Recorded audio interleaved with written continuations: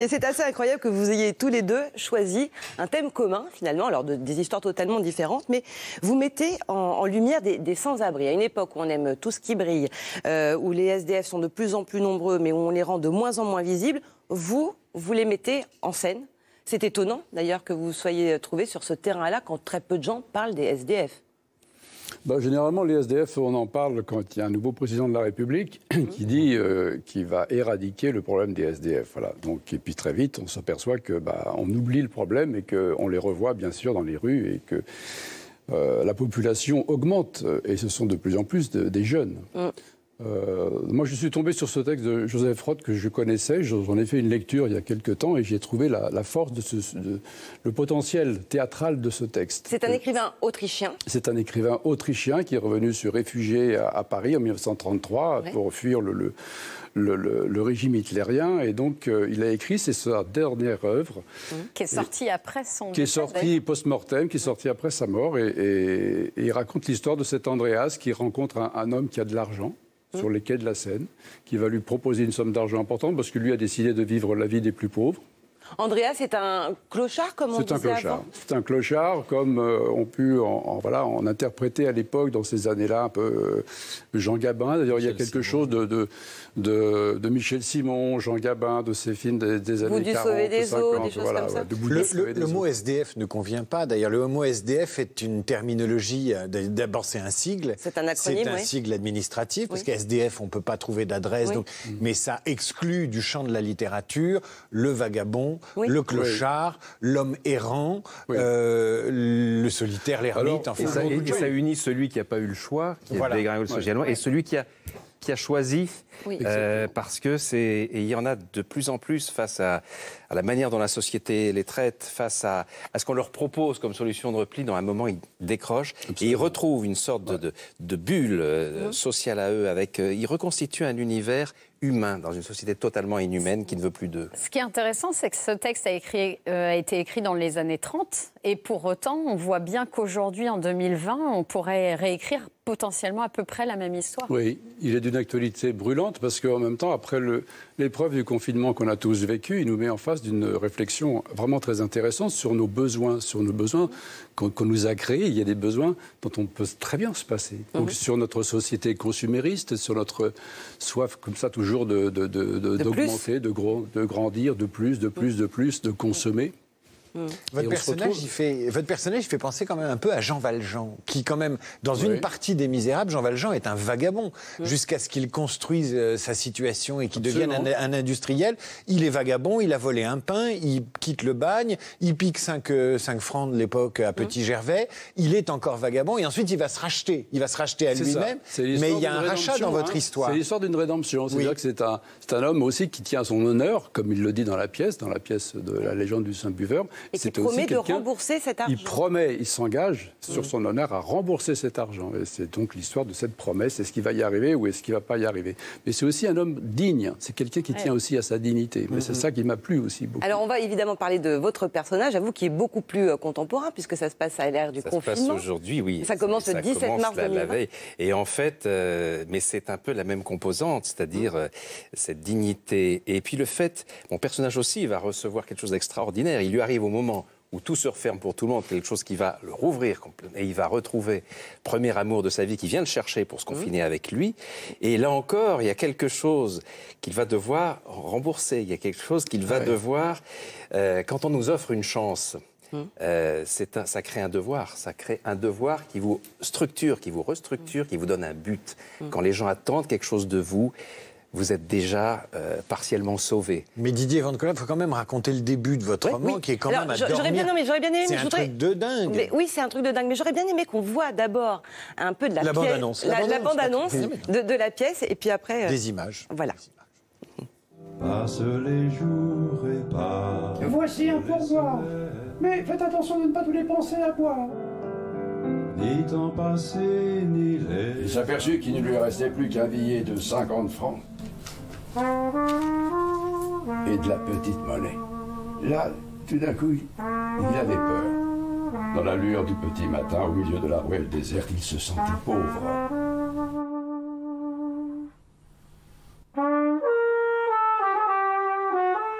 Je vous dois depuis bien longtemps 200 francs et je n'aurais même pas réussi à vous les rapporter.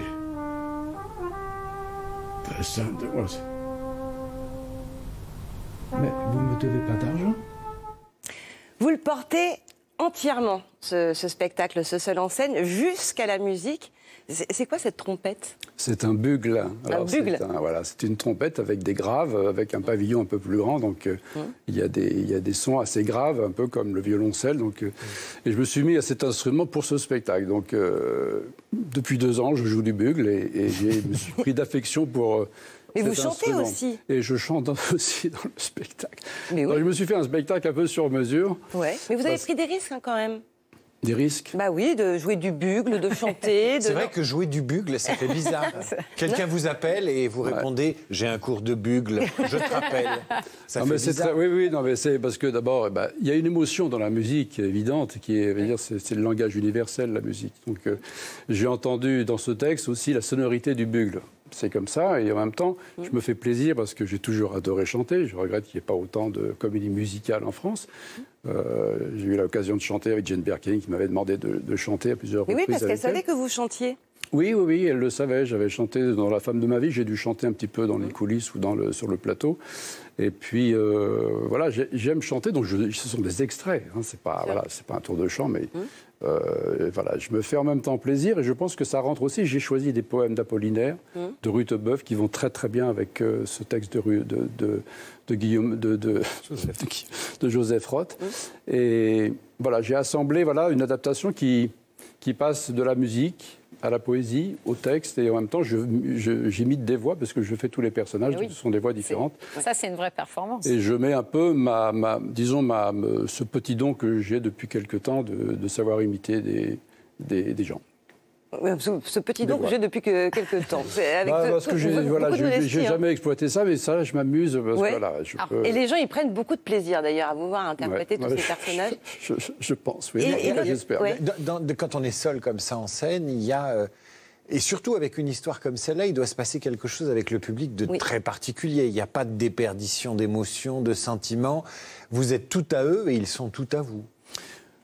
Oui, c'est le spectacle vivant en même temps dans toute sa splendeur. C'est-à-dire qu'on est en prise directe avec le public puisque je m'adresse à eux en plus. Et puis c'est dans un petit écrin qui est... C'est le Petit Montparnasse, qui est en même temps alors, tout le protocole sanitaire, bien sûr, est respecté. Évidemment. Ça, il faut le dire aux spectateurs. Oui. Il faut dire que c'est à 19h. Et en même temps, je pense qu'il faudrait aussi dire que la décision de Roselyne Bachelot d'accorder aux spectateurs...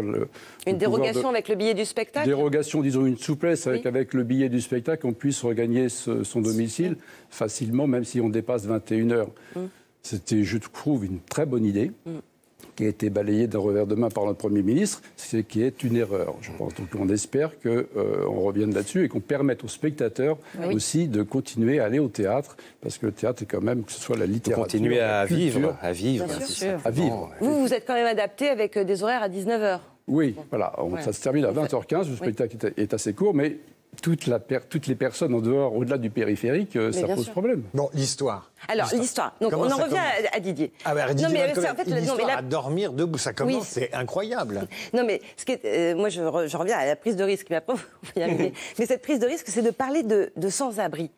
C'est pas du tout vendeur, pardonnez-moi, mais on cherche toujours des accroches qui sont vendeuses. Là, vous y allez, vous vous dites, bah non, moi je vais parler de ces gens-là. Rien n'est plus excitant que de transformer des gens qui sont pris pour du mobilier urbain en héros, en porte-parole, en caisse de résonance de notre monde, au moment où l'écrit Joseph Roth, comme au moment où je l'écris aujourd'hui.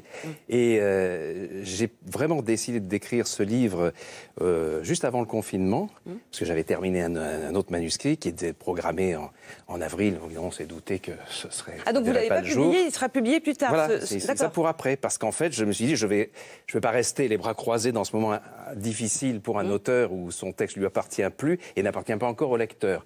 Donc là, dans ce No Man's Land, je vais faire quoi? Je vais reprendre le pouvoir avec mes armes qui sont les mots, l'imaginaire, l'humour, le décalage. Et très vite, je me dis, pour parler de cette période, je veux le regard d'un sans-abri. Parce que j'avais vu dans la rue, c'est un type regarder sur sa grille d'aération, les gens qui se hâtaient de rentrer chez eux avec leur stock de pâtes et de papier de toilette, et qui le regardaient tout à coup comme une sorte de privilégié paradoxal, parce que lui, apparemment, il avait le droit de rester confiné à l'air libre. Il était en mode bronzette sur sa grille d'aération. C'est pas vraiment des SDF, c'est des hommes libres. Enfin, vous êtes servi d'un homme libre, d'hommes disponibles aussi. Oui, il a réellement Ce qui est intéressant dans le déclic qui m'intéresse, c'est comment les gens se reconstruisent, comment ils sortent de cette structure en entonnoir où apparemment il n'y a aucun moyen de sortir. D'abord, le regard des autres change sur eux. Et ils se demandent qu'est-ce qui est fait pour eux, mais en même temps, ils n'ont pas le temps, ils sont pris dans leurs problèmes. Et c'est lui qui leur dit « bon courage », avec un air à la fois narquois et compatissant. Et ça, j'ai vu ça dans la rue et je me suis dit « voilà, je vais raconter le confinement par quelqu'un pour qui tout va s'ouvrir alors que tout se referme pour les autres. » Alors c'est là où c'est dingue, et David est impatient que vous nous le racontiez, parce qu'effectivement... Donc il est sur sa grille, où il est dans la rue, dans un très beau quartier d'ailleurs, puisqu'on est près de l'école militaire. Sa dégringolade sociale s'est accompagnée d'une ascension géographique. Pas loin d'un excellent restaurant qui est tout près du Champ de Mars, qui s'appelle le Père Claude. Le Père Claude, qui fait une cuisine d'abat absolument merveilleuse et de plats en sauce. Mais où lui ne peut pas aller. Où je ne peux pas aller. Il lui donne les excédents de poulet rôti. Et il a bien de la chance, parce que même les restes du Père Claude, c'est quelque chose. Et il est renversé par une voiture. Et puis, dans cette voiture, il y a une ex-copine à lui, enfin un ex-grand amour, voilà. Ouais. Et il est kidnappé par son grand amour, c'est-à-dire qu'il se réveille quasiment dans la voiture et elle l'emmène dans une propriété où ils vont vivre le confinement ensemble. Et donc là, il y a quelque chose de... On est à mi-chemin entre, effectivement, Sans famille, le SDF, le truc, et puis La Belle au bois dormant qui se réveille. Enfin, il y a quelque chose de fou dans votre départ. Moi, je trouve que c'est fou. Mais il n'y a pas que dans le départ. Parce que si on dit que c'est une clé d'entrée avec un SDF, on est tout de suite rattrapé par un quotidien. Mais pas du tout ça. Qu'à son cliché, les sans-abri sont des gens...